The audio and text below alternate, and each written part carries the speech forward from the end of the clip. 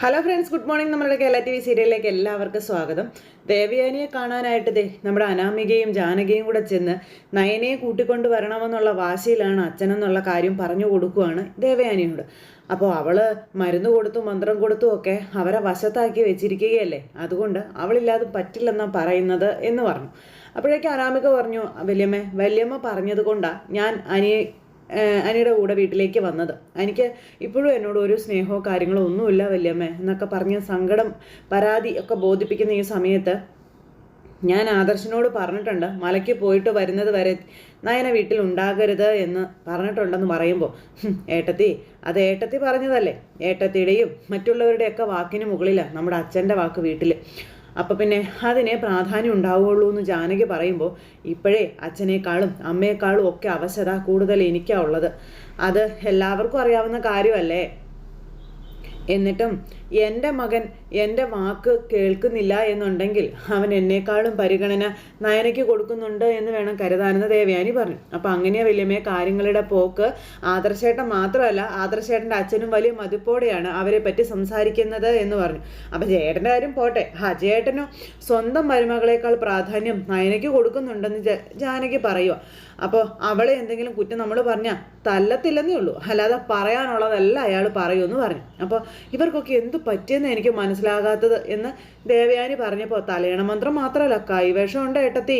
അവളായിരുന്നല്ലോ നമ്മുടെ വീട്ടിലെ പ്രധാന പാചകക്കാരി. അവള് കരകളിൽ ചേരുവകൾ ചേർക്കുന്ന സമയത്തെ കൈവശമൊക്കെ ചേർക്കുന്നുണ്ടാവും, അല്ലെങ്കിൽ അവളെ എല്ലാവരും ഇങ്ങനെ ഇഷ്ടപ്പെടുവോ എന്ന് ജാനകി ദേവയാനിയോട് ചോദിക്കുക. അപ്പം അങ്ങനെയൊന്നും പറയണ്ട, അങ്ങനെയാണെങ്കിൽ അവളുണ്ടാക്കുന്ന ഭക്ഷണം തന്നെയല്ലേ നമ്മളും കഴിക്കുന്നത്, എന്നിട്ട് നമ്മൾ അവളെ സ്നേഹിക്കുന്നുണ്ടോ എന്ന് ദേവയാനി ജാനകിയോട് ചോദിക്കുക.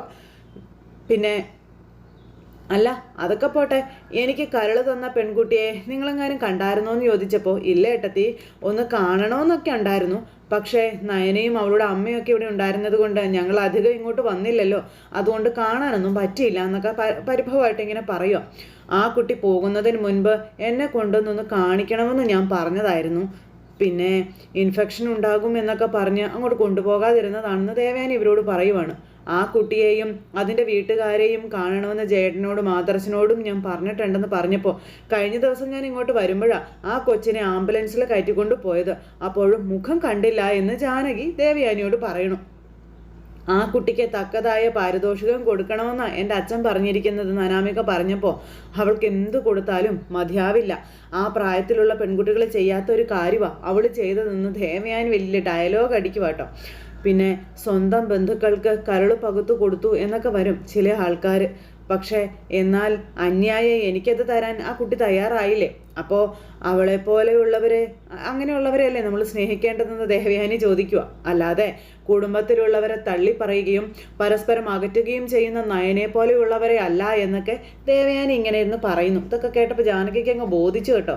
അപ്പോൾ മോള് വിഷമിക്കേണ്ട, വല്യമ്മയൊന്ന് അങ്ങോട്ട് വന്നോട്ടെ, ഒരു കാരണവശാലും നയനെ ഉടനെ കൂട്ടിക്കൊണ്ട് ആദർശ് വരില്ല, അതെനിക്ക് ഉറപ്പുള്ള കാര്യമാണ്. അങ്ങനെ തീരുമാനം അവൻ എടുത്തിട്ടുണ്ടെങ്കിൽ അതിന് ഞാൻ തടയിട്ടോളാമെന്ന് ദേവയാനി പറയുമ്പോൾ അമ്മയും മോളും നോക്കി ചിരിക്കുവാണ്. അങ്ങനെ അതും പറഞ്ഞ് ഇവർ സംസാരിച്ചുകൊണ്ട് അവിടെ നിൽക്കുന്നു. ഇത് കഴിഞ്ഞ് പിന്നെ കാണിക്കാൻ നമ്മുടെ മുത്തശ്ശിനെയാട്ടോ. അപ്പം മുത്തശ്ശൻ ഇങ്ങനെ അവിടെ കിടക്കുന്ന സമയത്ത് മുത്തശ്ശി ചായ ആയിട്ട് അങ്ങോട്ടേക്ക് വരിക. അപ്പോൾ മുത്തശ്ശി ചായ കൊണ്ട് കൊടുത്തു കഴിഞ്ഞപ്പോൾ, രാവിലെ കോലം വരയ്ക്കുന്ന, പിന്നീട് നല്ല ഫുഡ് ഉണ്ടാക്കി തരുന്ന, എനിക്ക് മരുന്നുകൾ എടുത്തു തരുന്ന നയനമോള്, അവളില്ലാത്ത വീട് അതൊരു ഉറങ്ങിയ വീട് തന്നെയാണ് വസുന്ധരയെന്ന് മുത്തശ്ശൻ പറയാം. ഏതു നേരവും മോളെ പറ്റിയാണല്ലോ ചിന്ത, ഹോസ്പിറ്റലിൽ കിടക്കുന്ന മരുമകളെ പറ്റി ഒന്നും പറയുന്നില്ലല്ലോ എന്ന് മുത്തശ്ശി ചോദിക്കുമ്പോൾ, ദേവയാനിയെ പറ്റി നമ്മൾ ഒരുപാട് സംസാരിച്ചതല്ലേ ഇതിനു മുൻപ്, പക്ഷേ ഇപ്പോൾ അവളെപ്പറ്റി പറയാനൊന്നും അവളുടെ ഭാഗത്തു നിന്ന് ഉണ്ടാകുന്നില്ലെന്ന് മുത്തശ്ശൻ പറഞ്ഞു. ഇപ്പോൾ ഈ സംഭവിച്ചതൊക്കെ അവളായിട്ട് വരുത്തി വെച്ച കാര്യങ്ങളാണ്. നമ്മൾ അവൾക്ക് വേണ്ടി ആത്മാർത്ഥമായി പ്രാർത്ഥിച്ചാൽ മാത്രം പോരല്ലോ, അവളുടെ സ്വഭാവം അവൾ ശരിയാക്കണ്ടെന്ന് ചോദിച്ചു. അപ്പോൾ ഹോസ്പിറ്റൽ വരെ ഒന്ന് പോകണമെന്നുണ്ട്, പക്ഷെ അവിടെ ചെന്ന് അവളെ കാണുമ്പോൾ അത് മനസ്സിനൊരു ഭാരമാകും, അതാണ് ഞാൻ പോവാത്തതെന്ന് പറഞ്ഞു അമ്മ. അപ്പോൾ എനിക്കും അതങ്ങനെ തന്നെയാണെന്ന് മുത്തശ്ശനും പറഞ്ഞു. അസുഖം വന്നപ്പോൾ ഞാൻ പ്രത്യേകിച്ച് പറഞ്ഞതാണ്, തന്നെ ഒരു കാരണവശാലും ഹോസ്പിറ്റലിലേക്ക് കൊണ്ടുവന്നേക്കരുത് എന്ന്. പിന്നെ അവിടെ കിടന്ന് തന്നെ ഒരുപാട് പാടുപെട്ടതാ. നമുക്ക് വിദേശത്ത് എവിടെ വേണമെങ്കിലും പോയി ചികിത്സിക്കാനുള്ള പണവും കാര്യങ്ങളൊക്കെ ഉണ്ട്, പക്ഷേ ഒരിക്കൽ പോലും ഞാൻ അതിന് മെനക്കെട്ടിട്ടുമില്ല. ഹോസ്പിറ്റലിൽ പോയി പോയേ നിവർത്തിയുള്ളൂ എന്നുള്ളൊരു ഘട്ടം വരുന്ന സമയത്ത് മാത്രമേ ഞാൻ ഹോസ്പിറ്റലിൽ പോകുള്ളൂ എന്നൊക്കെ പറഞ്ഞപ്പം ഞാനും അങ്ങനെ തന്നെയാണല്ലോ. പ്രസവ സമയത്താണ് ഹോസ്പിറ്റലിൽ ഒരുപാട് ദിവസം കിടന്നിട്ടുള്ളത്. പിന്നെ ദൈവം സഹായിച്ച് അങ്ങനെയൊന്നും കിടക്കേണ്ടി വന്നിട്ടില്ലല്ലോ എന്നൊക്കെ ഇങ്ങനെ പറഞ്ഞു കേട്ടോ. അപ്പോൾ അത് കേട്ടപ്പോൾ നമുക്ക് ഗോവിന്ദൻ്റെ വീട് വരെ ഒന്ന് പോയാലോ എന്ന് ചോദിച്ചു മുത്തശ്ശൻ. പോകാം. നയനമോളെയും അവളുടെ വീട്ടുകാരെയും കണ്ടിട്ട് കുറച്ച് ദിവസം ആയില്ലേ എന്ന് ചോദിച്ചു അച്ഛൻ. പിന്നെ ആദർശ് പുതിയൊരു വീട് അവർക്ക് എടുത്ത് കൊടുത്തിട്ടില്ലേ, അതെങ്ങനെയൊക്കെ ഉണ്ടെന്നൊന്ന് കാണാലോ എന്ന് പറഞ്ഞപ്പം ഇത് ഞാൻ അങ്ങോട്ട് പറയാനിരിക്കായിരുന്നു എന്ന് മുത്തശ്ശി. അല്ല പിന്നെ താമസിക്കേണ്ട, പെട്ടെന്ന് റെഡി ആയിക്കോ, നമുക്ക് പോകാമെന്ന് പറഞ്ഞു. അമ്മായിമ്മക്ക് മരുമകളെ ഇഷ്ടമല്ലെങ്കിൽ അതെ അവൾക്ക് രക്തം കൊടുത്തതും നയനമോള, അതെ ആ ഒരു നന്ദി നമുക്കുണ്ടാവണം. പിന്നെ ദേവയാനി തീരുമാനിച്ചിരിക്കുന്നത് ആദർശ് മലയ്ക്ക് പോയിട്ട് വരുന്നത് വരെ നയനമോൾ ഈ വീട്ടിലുണ്ടാവരുതെന്നാണെന്ന് പറഞ്ഞപ്പം ഇവിടുത്തെ 2 മരുമക്കൾക്കും ഭർത്താക്കന്മാർ മലയ്ക്ക് പോകുന്നൊരു ചിന്തയും കാര്യങ്ങളൊന്നുമില്ല. അഭി പിന്നെ മാലയിട്ടുകൊണ്ട് തെറ്റ് ചെയ്യാൻ മടിയില്ലാത്തവനാണെന്നും എന്നാൽ അനിയുടെ കാര്യം അങ്ങനെയല്ല. എല്ലാം അറിഞ്ഞിട്ടും അനി ഒരു സ്വാമിയാണെന്നറിയാതെ പലപ്പോഴും അവനെ ചൊടിപ്പിച്ചുകൊണ്ടിരിക്കുക അനാമിക എന്ന് മുത്തശ്ശി പറയണം.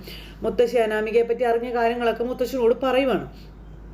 അപ്പോൾ വീടിനെ ചൂണ്ടുവിരൽ കൊണ്ട് നിയന്ത്രിച്ച ഒരു കാലം നമുക്കുണ്ടായിരുന്നു. പക്ഷേ ആ വിരലിന് ആ ഒരു വാർദ്ധക്യം ബാധിച്ചാൽ പിന്നെ മക്കളെയും മരുമക്കളെയും കൊച്ചുമക്കളെയും ഒക്കെ നിയന്ത്രിക്കുന്നതിൽ അർത്ഥമില്ല എന്ന് മുത്തശ്ശിയോട് പറഞ്ഞു കൊടുക്കുക. അങ്ങനെ അവർ രണ്ടുപേരും ഇതും പറഞ്ഞുകൊണ്ട് നിൽക്കുന്നു. അവരുടെ മുന്നിൽ തല താഴ്ത്തേണ്ട സമയത്ത് തല താഴ്ത്തി തന്നെ നമ്മൾ ജീവിക്കണം, അതാണ് നല്ലത്. എന്നാൽ ഇന്നത്തെ കാലത്തെ തലമുറ ഒന്നും നേരായിട്ടുവനെ കൊണ്ടുപോകുന്നില്ല. പ്രത്യേകിച്ച് വീട്ടിലെ സ്ത്രീകൾ അവരവർക്ക് തോന്നിയതുപോലെയാണെന്ന് മുത്തശ്ശൻ പറഞ്ഞു. എന്നാൽ പിന്നെ നമുക്ക് ഇറങ്ങിയാലോ എന്ന് മുത്തശ്ശി ചോദിച്ചു. ഇറങ്ങാമെന്ന് മുത്തശ്ശനും പറഞ്ഞു. അങ്ങനെ അവർ രണ്ടുപേരും കൂടി അങ്ങ് പോകാം. ഈ സമയത്ത് പിന്നെ കാണിക്കുന്നത് എല്ലാം കഴിഞ്ഞ് വന്ന് ദേവയാനിക്ക് കഞ്ഞി കോരി കൊടുക്കുവാണ് അനാമിക മോള്. തൊട്ടരികിൽ ജാനകി പിശാചു ഇരിപ്പുണ്ട്. കുറേ കഞ്ഞി കൊടുത്തു കഴിഞ്ഞപ്പം മതി മോളേന്ന് ദേവയാനി, കുറച്ചുകൂടി കുടിക്കുക വല്യമ്മയെന്നും പറഞ്ഞ് കോരി കൊടുത്തോണ്ടിരിക്കാം. അങ്ങനെ സ്നേഹം വാരി കോരി കൊടുത്ത് ദേവയാനി അങ്ങ് കൈവശപ്പെടുത്തുവാണ് ഈ പറയുന്നത്. അയ്യോ അനാമിക സാരത്തലപ്പുകൊണ്ട് ചുണ്ടൊക്കെ തുടച്ചു കൊടുത്ത് എന്തൊക്കെ പ്രഹസനമാണോ മതി. ഇവരുടെ എച്ചിൽ തുടയ്ക്കേണ്ട അവസ്ഥ എനിക്ക് ഉണ്ടായല്ലോ എന്നും പറഞ്ഞുകൊണ്ട് നമ്മുടെ അനാമിക എന്നിട്ട് മനസ്സിൽ ചിന്തിക്കും, വാ കഴിയിക്കണോ വല്യമ്മേ? അപ്പോൾ വേണ്ട മോളെ, അതൊന്നും വേണ്ട. അപ്പോൾ കഞ്ഞിയല്ലേ കുടിച്ചത്, കുഴപ്പമില്ല എന്ന് ജാനകി. അപ്പോഴേക്കും അങ്ങോട്ടേക്ക് ആദർശ് കയറി വന്നു. ഇനി ഞങ്ങൾ പോയിക്കോട്ടെ വല്യമ്മേ. അപ്പോൾ മോൾക്ക് പോകാൻ ധൃതിയായോ എന്ന് ദേവയാനി ചോദിച്ചു. മോളിവിടെ നിൽക്കുന്നത് സത്യം പറഞ്ഞാലേ ഒരാശ്വാസമായിരുന്നു എന്ന് പറയുമ്പോൾ ആദർശ് അവളെ ഒരു നോട്ടം.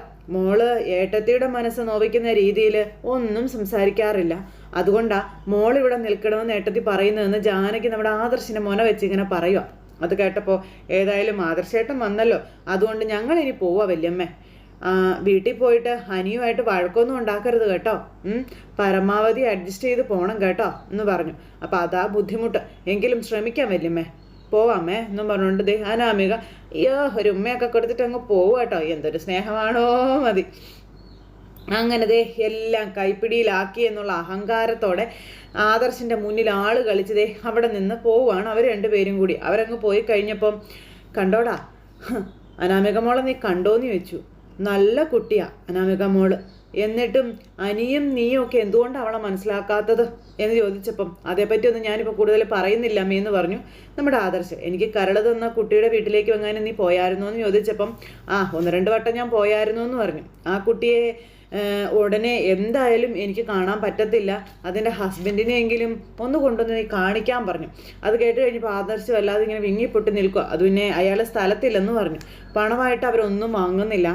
പിന്നെ പെൺകുട്ടികൾക്ക് ഏറെ പ്രിയപ്പെട്ടതാ സ്വർണം, എങ്കിൽ പിന്നെ കുറച്ച് സ്വർണം അതിന് കൊടുത്തൂടെ എന്ന് ചോദിച്ചപ്പോൾ അതൊക്കെ ഞാൻ അതിനോട് ചോദിച്ചമ്മേ, അതൊന്നും അവർക്ക് വേണ്ടെന്നാ പറഞ്ഞത്. അത് കേട്ടപ്പോൾ ദേവയാനി അതുകൊണ്ടാണ് ഞാൻ പറഞ്ഞത് നിന്റെ ഭാര്യയൊക്കെ ആ കൊച്ചിനെ കണ്ട് പഠിക്കണം എന്ന്. ആദർശിന് ദേഷ്യം വരുന്നുണ്ട്, കട്ടിച്ചു പിടിച്ച് നിൽക്കും ആദർശ്. ഞാൻ പറയുന്നതൊന്നും അവൻ ഇഷ്ടപ്പെടുന്നില്ല.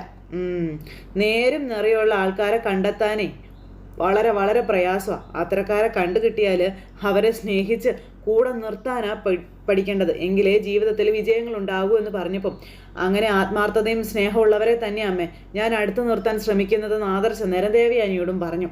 എന്നിട്ട് നീ നിന്റെ ഭാര്യയെ അരികിൽ നിർത്താൻ ഒരുപാട് ആഗ്രഹിക്കുന്നത് പിന്നെ എന്താടാന്ന് അമ്മ മോനോട് ചോദിച്ചു. ആദർശ് അതിനൊന്നും മിണ്ടിയില്ല. എന്താ അത് പറഞ്ഞപ്പോൾ നീ മുഖം മാറ്റിയത് എന്താ എന്ന് അമ്മ മോനോട് ചോദിക്കും കേട്ടോ. ഈ സർജറിയൊക്കെ കഴിഞ്ഞ് കുറച്ച് നാൾ ഹോസ്പിറ്റലിൽ കിടന്ന് കഴിയുമ്പോൾ വല്ലാത്തൊരു മാനസികാവസ്ഥയായിരിക്കും മിക്ക മനുഷ്യർക്കും ഉണ്ടാവുക. ആ നേരത്ത് വേണ്ടാത്ത ചിന്തകളൊക്കെ അവരുടെ മനസ്സിൽ കടന്നുകൂടാറുണ്ട്. അമ്മയുടെ കാര്യത്തിൽ ഇപ്പോൾ സംഭവിച്ചിരിക്കുന്നതും അതുതന്നെയാണ് എന്ന് ആദർശ് പറഞ്ഞു കേട്ടോ. അമ്മയുടെ കിടക്കുമ്പോഴും ഏറ്റവും കൂടുതൽ ചിന്തിക്കുന്നത് നയനയെ പറ്റിയാ. എന്നാലേ അവളെപ്പറ്റി അമ്മ ചിന്തിക്കുന്നതിൽ 99% തെറ്റായ കാര്യങ്ങളാണ് എന്ന് പറഞ്ഞപ്പം ആ കൊച്ചും ജാനകി ഇവിടെ നിന്നപ്പോൾ എനിക്കൊരു മനസമാധാനം ഉണ്ടായിരുന്നു. അത് തല്ലിക്കെടുത്താനായിട്ട് അവൻ വന്നിരിക്കുകയാണെന്ന് പറഞ്ഞ് ദേവയാനി മകനെ കുറ്റപ്പെടുത്തുന്നു. ഇതൊക്കെ കേട്ടിട്ട് ആദർശന് പ്രതികരിക്കാൻ പറ്റാതെ ഇങ്ങനെ നിസ്സഹായനായിട്ട് നിൽക്കുവാണ്. ഒരുപാട് നേരം ഇവിടെ നിന്നാൽ ശരിയാവില്ല എന്ന് അറിഞ്ഞുകൊണ്ട് നമ്മുടെ ആദർശ് അവിടെ നിന്ന് ഇറങ്ങിപ്പോയി. ഈ കഴിഞ്ഞ് അച്ഛൻ്റെ അരികിൽ ചെന്നിരിക്കുന്ന ആദർശനോട് ജയൻ കരൾ കൊടുത്ത പെൺകുട്ടിയെ പറ്റിയാണ് ദേവയാനി ഏറ്റവും കൂടുതൽ സംസാരിച്ചുകൊണ്ടിരിക്കുന്നത് എന്ന് പറഞ്ഞു. നിന്റെ ഭാര്യയെപ്പറ്റി മോൻ്റെ അമ്മ അതെ അവളെയും അവളുടെ ഭർത്താവിനെയും കാണണം എന്ന് വാശി പിടിക്കുകയാണെങ്കിൽ നമുക്ക് അവളെ കാണിച്ചു കൊടുക്കാമെന്ന് ജയൻ പറഞ്ഞു. അപ്പം അച്ഛൻ എന്തൊക്കെയാ ഈ പറയുന്നതെന്ന് ആദർശ് ചോദിച്ചേ. എടാ മോനെ, കുറച്ച് ദിവസം കഴിയുമ്പോൾ അമ്മയുടെ അസുഖവും കാര്യങ്ങളും എല്ലാം മാറും. ആ സമയത്ത് നിൽക്കക്കളിയില്ലാതെ വന്നാൽ നമുക്കതിൻ്റെ സത്യം അങ്ങ് തുറന്ന് പറഞ്ഞേക്കാവടാന്ന് പറഞ്ഞു. അത് പിന്നെ അതൊന്നും വേണ്ട, പിന്നെ കള്ളം പറഞ്ഞതിൻ്റെ പേരിലാവും വീട്ടിൽ വഴക്ക് എന്ന് ആദർശ് പറഞ്ഞപ്പോൾ ഏതായാലും നിന്റെ അമ്മ മരുമകളെ വാനോളം പുകഴ്ത്തുന്നുണ്ടെന്ന് പറഞ്ഞു. എപ്പോഴാണെന്ന് ചോദിച്ചു ആദർശ്. അല്ല, കരള് പകുത്തു കൊടുത്ത പെൺകുട്ടി ദൈവത്തിൻ്റെ കുഞ്ഞാണെന്നും പിന്നെ മരുമക്കളായി വരുന്നവർ അവളെപ്പോലെ വേണമെന്നൊക്കെ ഇരുന്ന് പറയുന്നുണ്ട്, അക്കാര്യം പറയുമായിരുന്നു എന്ന് പറഞ്ഞു. അത് അതിനെപ്പറ്റി തന്നെയല്ലേ അവൾ പറയുന്നതെന്ന് ചോദിച്ചപ്പോൾ അനാമികയും അപ്പച്ചിയും വല്യമ്മയൊക്കെ ഇടയ്ക്കിടയ്ക്ക് അമ്മയെ ദേഷ്യം പിടിപ്പിച്ചുകൊണ്ടിരിക്കുക. അവരൊക്കെ വന്നിട്ട് പോകുമ്പോഴാണ് അമ്മയുടെ സ്വഭാവം മാറുന്നതെന്ന് ആദർശ് നേരം പറഞ്ഞു. നയനമോളെ, നീ വിവാഹം കഴിക്കുന്നതിന് മുൻപുള്ള അമ്മയും ഇപ്പോഴത്തെ അമ്മയും തമ്മിൽ കമ്പയർ ചെയ്യാൻ പോലും പറ്റുന്നില്ലല്ലോടാ മോനെന്ന് അച്ഛൻ അന്നേരം പറഞ്ഞു കൊടുക്കണം. പിന്നെ എന്തൊരു സ്വഭാവമായിരുന്നു മോൻ്റെ അമ്മയുടേത്, ഇത്ര പെട്ടെന്ന് എങ്ങനെ മാറി? മുത്തശ്ശനും മുത്തശ്ശിയും പറഞ്ഞിട്ടുണ്ട് ഇതുപോലൊരു മരുമകളെ കിട്ടിയത് അവരുടെ ഭാഗ്യമാണെന്ന്. അതിപ്പോൾ അവർ നയനമോളെ പറ്റിയാണ് പറയുന്നതെന്ന് പറഞ്ഞു. എന്തായാലും ആദർശനോട് സത്യങ്ങളെല്ലാം ജയൻ ഇങ്ങനെ പറഞ്ഞുകൊണ്ടിരിക്കാം. എന്നാൽ അവൾ മരുമകളെ ഒരുപാട് സ്നേഹിക്കണമെന്ന് കരുതിക്കൂട്ടി ഇരുന്നവൾ തന്നെയാണ്. അവൾ പ്രതീക്ഷിക്കാത്തൊരു മരുമകളെ, ആഗ്രഹിക്കാത്തൊരു മരുമകളെ അവൾക്ക് കിട്ടിയതിൻ്റെയാണ് അവളിപ്പോൾ ഈ കാണിക്കുന്നത്. ആ വെറുപ്പ് ഓരോ ദിവസവും കഴിയുന്തോറും കൂടിക്കൂടി വന്നുകൊണ്ടിരിക്കുകയാണെന്ന് ജയൻ ആദർശനോട് പറഞ്ഞു. അങ്ങനെ അവർ രണ്ടുപേരും കൂടി ഇക്കാര്യമൊക്കെ പറഞ്ഞുകൊണ്ട് അവിടെ നിൽക്കുന്നു. ഈ സമയത്ത് അവിടെ നമ്മുടെ നന്ദുവും അതുപോലെ ഗോവിന്ദേട്ടനും കൂടെ ചെടി സംരക്ഷണമായിട്ട് ഇങ്ങനെ നിൽക്കുന്ന സമയത്താണ് വീട്ടിലേക്ക് ഒരു കാറ് വരുന്നത്. അപ്പോൾ ആ കാറിൽ നിന്ന് ആരാ ഇറങ്ങുന്നതെന്ന് ഓർത്ത് ഇവർ നോക്കി കഴിഞ്ഞപ്പോഴത്തേക്കും മുത്തശ്ശനും മുത്തശ്ശിയും അയ്യോ നീ മൂർത്തി സാറും മുത്തശ്ശി ഇങ്ങോട്ട് വരുന്നുണ്ടല്ലോ എന്ന് പറഞ്ഞിട്ട് നന്ദു ഓടുന്ന ഒരു ഒറ്റ ഓട്ടം. പെട്ടെന്ന് തന്നെ കനകത്തിനെ വിളിച്ചുകൊണ്ട് വന്നു. കനകമാണെങ്കിൽ 32 പല്ലും പുറത്ത് കാണിച്ച് ചിരിച്ചുകൊണ്ട് ഇങ്ങനെ ഇവരുടെ മുന്നിൽ നിൽക്കുക. പേടിച്ച് വിറച്ച് എന്നൊക്കെ പറഞ്ഞ് ഉണ്ടാക്കി ചിരിയൊക്കെ ചിരിച്ച് അങ്ങോട്ടേക്ക് ചെല്ലുന്നു. അപ്പോഴേക്കും നന്ദു ഓടി നയനയുടെ അടുത്തേക്ക് ചെന്നു. ചേച്ചി അപ്പം എന്താണെന്ന് ചോദിച്ചു. ദേ ആദർശേട്ടൻ്റെ മുത്തശ്ശനും മുത്തശ്ശിയൊക്കെ വരുന്നുണ്ടെന്ന് പറഞ്ഞപ്പോഴത്തേക്കും അയ്യോ മോളെ ഞാനിവിടെ ഇല്ലെന്ന് പറയണേ, പെട്ടെന്ന് ഒന്ന് ചെന്ന് പറയണേ എന്നും പറഞ്ഞുകൊണ്ട് ഇങ്ങനെ നന്ദുവിനോട് പറയാം. ചെന്ന് ചെല്ല എന്നും പറഞ്ഞുകൊണ്ട് ചേച്ചി അനിയത്തി ഓടിച്ചു വിടുക. നയനക്കാണ് ടെൻഷൻ കയറി, മൊത്തത്തെ ടെൻഷൻ. ഈ സമയത്ത് മുത്തശ്ശനെയും മുത്തശ്ശിയെയും കയ്യെ പിടിച്ച് വീട്ടിലേക്ക് കയറ്റിക്കൊണ്ട് വരും അവർ രണ്ടുപേരും കൂടി. അങ്ങനെ അവർ രണ്ടുപേരും കയറി വരുമ്പം അതെന്താ ഞങ്ങളെ കണ്ടപ്പോൾ ഒരാൾ അകത്തേക്ക് ഓടിയതെന്ന് മുത്തശ്ശൻ ചോദിച്ചു. അനിയും നന്ദുവും തമ്മിലുള്ള അടുപ്പത്തെപ്പറ്റി നമ്മൾ അറിഞ്ഞതിന് ശേഷം നന്ദുവിന് നമ്മുടെ മുന്നിലേക്ക് വരാൻ ചമ്മലാണെന്നാണ് തോന്നുന്നതെന്ന് മുത്തശ്ശി അന്നേരം പറഞ്ഞു കേട്ടോ. അകത്തേക്ക് ഇരിക്കാം എന്നും പറഞ്ഞുകൊണ്ട് അന്നേരം ഗോവിന്ദേട്ടൻ കനകവും കൂടെ വിളിച്ച് അവരെ കൊണ്ട് അകത്തിരുത്തുക. സമയത്ത് അവർ രണ്ടുപേരും അകത്തിരിക്കുന്നു.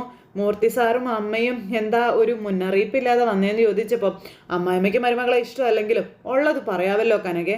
നയനമോള് അവിടെ നിന്ന് മാറിയതിന് ശേഷം വീട് ഏതാണ്ട് ശൂന്യമായതുപോലെയാണ് എന്ന് മുത്തശ്ശൻ ഇങ്ങനെ പറയുവാണ്. കൊച്ചു കുഞ്ഞുങ്ങളുള്ള വീട്ടിൽ നിന്ന് കുഞ്ഞുങ്ങൾ പോയി കഴിയുമ്പോൾ മൊത്തത്തിൽ വീട്ടിലൊരു ശൂന്യതയും കാര്യങ്ങളൊക്കെ അനുഭവപ്പെടുമല്ലോ, അതുപോലെ പനന്തപുരി തറവാടിൻ്റെ അവസ്ഥ എന്നും മുത്തശ്ശൻ ഇങ്ങനെ പറഞ്ഞു. അതേ കനകെ, സത്യമാണ്. കിളിക്കാമ്പെട്ടി പോലെ അവൾ അതിൽ ഓടി നടക്കുകയായിരുന്നു. മുത്തശ്ശന് വേണ്ടുന്നതൊക്കെ സമയാസമയങ്ങളിൽ അവൾ എടുത്തു കൊടുക്കും. അത്രയൊന്നും ഞാൻ വിചാരിച്ച പോലും പറ്റാറുണ്ടായിരുന്നില്ല. പിന്നെ എനിക്കാണെങ്കിൽ കാലിന് തീരെ സുഖവുമില്ല.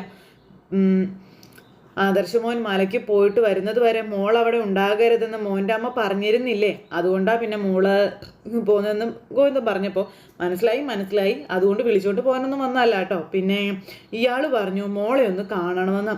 എനിക്കും കുറച്ച് ദിവസമായിട്ട് അങ്ങനെ ഒരു തോന്നലുണ്ട്. മോളെ ഒന്ന് കണ്ടു കഴിഞ്ഞാൽ അതൊരു സമാധാനമാണ് എന്ന് മുത്തശ്ശൻ പറയും കേട്ടോ. അയ്യോ ഞാൻ സാറിനും അമ്മയ്ക്കും ചായ എടുക്കട്ടെ എന്ന് ചോദിച്ചപ്പം അയ്യോ ഒന്നും വേണ്ട, ഞങ്ങൾ മോളെ ഒന്ന് കണ്ടിട്ട് പോകാൻ വന്നതാണെന്ന് മുത്തശ്ശി കനകത്തിനോട് പറയാം. അയ്യോ എന്നും പറഞ്ഞ് ഇവരിങ്ങനെ നിൽക്കുന്നു. അല്ല മോൾ എവിടെ പോയെന്ന് ചോദിച്ചപ്പം ഇവിടെ ഇല്ല മുത്തശ്ശ എന്ന് പറഞ്ഞ് നന്ദു അന്നേരത്തേക്ക് ഓടി അങ്ങോട്ടേക്ക് വന്നു. ഒളിച്ചു നിന്ന് ആളെത്തിയോ എന്നും ചോദിച്ചു. നേരം ഇങ്ങനെ നമ്മുടെ നന്ദുവിനെ കണ്ടപ്പോൾ ഇവർ പറയുന്നു. അപ്പം ചേച്ചി ഇവിടെ പോയതാ മോളെ എന്ന് ചോദിച്ചേ. അപ്പോഴത്തേക്കും അതോ അത് പിന്നെ കല്യാണി ചേച്ചി കാണാൻ വേണ്ടി പോയതാണെന്ന് പറഞ്ഞു. ഓ അത് ശരി, കല്യാണിയുടെ വീട്ടിലേക്കാണോ പോയത്? അപ്പോൾ അതറിയില്ല എന്ന് പറഞ്ഞു നന്ദു. കല്യാണിയെ കണ്ടിട്ടും ഒരുപാട് നാളായി, ഇടയ്ക്കിടയ്ക്ക് വിചാരിക്കും കല്യാണിയുടെ വീട്ടിൽ പോയി കല്ലുമോനെ ഒന്ന് ലാളിക്കണം എന്ന്. 3 കൊച്ചുമക്കളുണ്ട് ഞങ്ങൾക്ക്, എന്നിട്ട് ഇതുവരെ അവരുടെ കുഞ്ഞിനെ ഒന്ന് ലാളിക്കാനുള്ള ഭാഗ്യം ഉണ്ടായിട്ടില്ല എന്ന് മുത്തശ്ശി പറയാം. അപ്പം മോള് വരാൻ ഒരുപാട് വൈകുമെന്ന് ചോദിച്ചപ്പോൾ അറിയില്ല മൂർത്തി സാറേ, പിന്നെ കല്യാണിയെ കണ്ടു കഴിഞ്ഞാൽ പിന്നെ മോള് സകലതും മറക്കും. രണ്ടുപേരുടെയും കാര്യം അങ്ങനെയൊക്കെ തന്നെയാണെന്ന് ഗോവിന്ദനും അന്നേരം പറയാം. കുറേ നാളായി കല്യാണി ഇങ്ങോട്ടേക്കൊക്കെ ഒന്ന് വന്നിട്ട്, അതുകൊണ്ട് ഇനി അവരെങ്ങോട്ടൊക്കെ പോകുമെന്നൊന്നും അറിയില്ല എന്നൊക്കെ പറഞ്ഞു. അപ്പം ഞങ്ങളുടെ വരവ് വെറുതെ ആയല്ലേ എന്ന് മുത്തശ്ശനിരുന്ന് പറയുക കേട്ടോ. അപ്പോൾ ഇവരിങ്ങനെ ചിരിച്ചുകൊണ്ട് ഇങ്ങനെ നിൽക്കുക. മോളുടെ വിളിയും കാര്യങ്ങളൊക്കെ ഇപ്പോൾ കുറഞ്ഞു. അങ്ങനെ വന്നപ്പോഴാണ് നേരിയൊരു ഭയം ഇദ്ദേഹത്തിന് തോന്നിയത് എന്ന് പറഞ്ഞു. അപ്പോൾ വേറൊന്നും കൊണ്ടല്ല ഗോവിന്ദ, കയറി വന്ന വീടിനെയും സ്നേഹിച്ചിട്ടും അവിടെയുള്ളവരെ മോൾക്ക് വേണ്ടുന്നതൊന്നും ഇന്ന് വരെ കൊടുത്തിട്ടില്ല. ആവശ്യമുള്ള സ്നേഹം പോലും, അർഹതയുള്ള സ്നേഹം പോലും കുറച്ചു പേര് അതൊക്കെ അവിടെ കൊടുക്കുന്നുണ്ട്. എങ്കിലും അമ്മായിയമ്മയിൽ നിന്നും അവൾക്ക് കിട്ടേണ്ട പരിഗണന ഇതുവരെ നയനമോൾക്ക് കിട്ടിയിട്ടില്ലല്ലോ എന്നും മുത്തശ്ശൻ ഇങ്ങനെ പറയും. ഇവരൊന്നും മിണ്ടാതെ ഇതൊക്കെ നിന്ന് കേൾക്കുക. പിന്നെ ഇപ്പോൾ മലയ്ക്ക് പോകുന്നത് കൊണ്ട് മോൾ അവിടെ നിന്ന് മാറി നിൽക്കണമെന്നും അവർ വാശി പിടിക്കുവാണ്. അപ്പോൾ അങ്ങനെയുള്ളപ്പോൾ എന്ത് ചെയ്യാനാണെന്ന് ചോദിച്ചു. അപ്പോൾ ഈ പ്രശ്നങ്ങളെല്ലാം ഇത്രയും ഊതിപ്പെരിപ്പിക്കുന്നതും ദേവയാനിയോട് ഇത്തരത്തിലുള്ള കാര്യങ്ങളൊക്കെ പറഞ്ഞു കൊടുക്കുന്നതും ജലജിയും ജാനകിയൊക്കെ കൂടെ ചേർന്നാന്ന് പറഞ്ഞു. അപ്പോൾ ആ കുടുംബത്തിൽ നല്ല രീതിയിൽ മുന്നോട്ട് പോകണമെന്ന് ഞങ്ങൾക്ക് ആഗ്രഹമുണ്ടെന്ന് നയനമോൾക്ക് നന്നായിട്ട് തന്നെ അറിയാവുന്നുള്ള കാര്യവും മുത്തശ്ശൻ ഇങ്ങനെ ഇവരോട് പറയുക. അതുകൊണ്ട് ഇവിടെ വന്ന് നിൽക്കുന്ന മോള് ഇനി സ്ഥിരമായിട്ട് ഇവിടെ നിൽക്കുമോ എന്നുള്ളൊരു ആശങ്കയും ഞങ്ങൾക്കുണ്ട് എന്ന് മുത്തശ്ശൻ പറഞ്ഞു കേട്ടോ. ആദർശ് ഇങ്ങോട്ട് വരുന്നുണ്ടെന്നൊക്കെ അറിയാം, എന്നാൽ ഞങ്ങളും മോളെ ഒന്ന് കണ്ട് സമാധാനിപ്പിച്ചിട്ട് പോകാമെന്ന് കരുതിയിട്ടാണ് വന്നതെന്ന് പറഞ്ഞപ്പം സാർ ഒരു കാര്യം വിശ്വസിച്ചോ, ഞങ്ങളെ നയനമോൾ കാണുന്നത് പോലെ ആ വീടിനെയും വീട്ടിലുള്ളവരെയും അവൾ സ്നേഹിക്കുന്നുണ്ട്. ആദർശമോൻ ആട്ടി ഇറക്കാതെ ഒരിക്കലും നയനമോൾ ആ വീട് വിട്ട് ഞങ്ങൾക്കരികിലേക്ക് വരില്ല എന്ന് പറഞ്ഞു ഗോവിന്ദേട്ടൻ. അപ്പം ഞങ്ങളുടെ ആദർശമോൻ ഒരിക്കലും നയനമോളെ ആട്ടി ഇറക്കില്ല എന്ന് മുത്തശ്ശി പറഞ്ഞപ്പോൾ അത് ഞങ്ങൾക്കും അറിയാം. അതുകൊണ്ട് തന്നെ നയനമോൾ ഇനി എന്നും അവിടെ കാണുമെന്ന് നമ്മുടെ ഗോവിന്ദേട്ടൻ ഇവർക്ക് വാക്ക് കൊടുക്കുക. അങ്ങനെ ഇവർ ആ കാര്യമൊക്കെ പറഞ്ഞുകൊണ്ടിരിക്കുക കേട്ടോ. മോളെ ആർക്കും ഇതുവരെ പൂർണ്ണമായ അർത്ഥത്തിൽ മനസ്സിലാക്കാൻ പറ്റിയിട്ടില്ല എന്ന് ഗോവിന്ദേട്ടൻ പറഞ്ഞു. അവളെ പുകഴ്ത്താൻ എനിക്ക് 100 നാവാണെന്ന് മറ്റു 2 മക്കളും പറയാറുണ്ട്. അത് അവളുടെ പ്രവൃത്തി കൊണ്ടാണെന്ന് പറയുമ്പോൾ നയനമോളെ പോലൊരു മോളെ കിട്ടിയത് തൻ്റെ ഭാഗ്യമാടോ, ആ ഭാഗ്യത്തെ ഞങ്ങളിങ്ങ് എടുത്തു, അത്രേ ഉള്ളൂ എന്ന് മുത്തശ്ശനും പറയാം. ഇതൊക്കെ കേട്ട് ഇവരിങ്ങനെ വിഷമിച്ചിങ്ങനെ നിൽക്കുക കേട്ടോ. എന്നാൽ പിന്നെ ഞങ്ങളിനി ഇരിക്കുന്നില്ല, പോയിട്ട് വരാമെന്ന് പറഞ്ഞ് മുത്തശ്ശനും മുത്തശ്ശിയും കൂടെ പോകാനായിട്ട് ഇറങ്ങുന്നു. ഈ സമയത്ത് പെട്ടെന്ന് നീ നയനമോൾ ഇവിടെ ഇല്ല എന്ന് പറഞ്ഞത് നന്നായി, അല്ലെങ്കിൽ മൂർത്തി സാറിനെ പോലെ ഒരാളോട് കള്ളം പറയാനേ ഇപ്പോൾ വലിയ പാടാ അമ്മയ്ക്കെന്നൊക്കെ കനകം ഇങ്ങനെ പറയാം. അങ്ങനെ ഇരിക്കുന്ന ഈ സമയത്ത് നമ്മുടെ കനകം നേരെ മകൾക്കരികിലേക്ക് ചെല്ലുക. അപ്പോൾ മുത്തശ്ശനും മുത്തശ്ശിയും കൂടി വണ്ടിയിൽ അങ്ങോട്ടേക്ക് പോവുക. ഈ സമയത്ത് നയനമോൾ അവിടെ ഇല്ലെന്ന് പറഞ്ഞത് കള്ളമാണോ എന്ന് മുത്തശ്ശി ഒരു സംശയം. കല്യാണി ഒന്ന് വിളിച്ചു നോക്ക്, അപ്പം അറിയാമല്ലോ നയനമോൾ അവിടെ ഉണ്ടോ ഇല്ലയോ എന്ന്. അപ്പം ഞാൻ വിളിക്കാൻ പോകുമായിരുന്നു എന്ന് പറഞ്ഞ് മുത്തശ്ശൻ ഫോൺ എടുത്ത് വിളിച്ചു. അപ്പോൾ മുത്തശ്ശൻ കല്യാണിയെ വിളിച്ചു. അപ്പോൾ മുത്തശ്ശ എന്ന് പറഞ്ഞ് കല്യാണിയെ തിരിച്ച് സംസാരിച്ചു. മോളുടെ അച്ഛനും ആങ്ങളെയും കൂടെ കൺസ്ട്രക്ഷൻ ഫീൽഡ് പിടിച്ചെടുക്കാൻ വേണ്ടി ഓടി നടക്കാമെന്ന് ആദർശ് പറഞ്ഞപ്പോൾ അതിന് പിന്നിലുള്ള സത്യം എന്താണെന്ന് ആദർശേട്ടൻ പറഞ്ഞില്ലേന്ന് ചോദിച്ചപ്പോൾ അതും പറഞ്ഞു എന്ന് മുത്തച്ഛൻ പറയുക കല്യാണിയോട്. പിന്നെ പ്രകാശനും അവൻ്റെ മോനും അമ്മയും ഒക്കെ കാൽച്ചുവട്ടിൽ വരും, അതിനി അധികം നാളൊന്നും ഇല്ല എന്ന് മുത്തച്ഛൻ കല്യാണിയോട് പറയുക കേട്ടോ. ഞാനിപ്പോൾ വിളിച്ചത് നയനമോൾ അടുത്തുണ്ടെങ്കിൽ ഒന്ന് കൊടുക്കാൻ പറയാനാണെന്ന് പറഞ്ഞപ്പം നയന എൻ്റെ അടുത്തില്ലല്ലോ എന്ന് പറഞ്ഞു കേട്ടോ നമ്മുടെ കല്യാണി. അപ്പം നയനമോളെ കാണാൻ വന്നു എന്നാണല്ലോ പറഞ്ഞതെന്ന് പറയുമ്പോൾ ഇല്ല, ഞാനും അവളെ കണ്ടിട്ട് കുറച്ച് ദിവസം ആയല്ലോ എന്നിങ്ങനെ പറഞ്ഞപ്പോഴത്തേക്കും മുത്തശ്ശൻ ഫോൺ അങ്ങ് കട്ട് ചെയ്തു. അപ്പോൾ ഇവരുടെ ആ ഒരു ഇത് മുത്തശ്ശന് മനസ്സിലായി. അങ്ങനെ ഇതും കേട്ട് മുത്തശ്ശൻ ഇങ്ങനെ മുത്തശ്ശിയെ നോക്കിയിരിക്കുന്നിടത്ത് ഇന്നത്തെ കഥ അവസാനിച്ചു. അപ്പോൾ എല്ലാവരും കാത്തിരുന്ന് കാണണം കേട്ടോ. എല്ലാവർക്കും നല്ലൊരു ദിവസം ആശംസിക്കുകയാണേ. നന്ദി.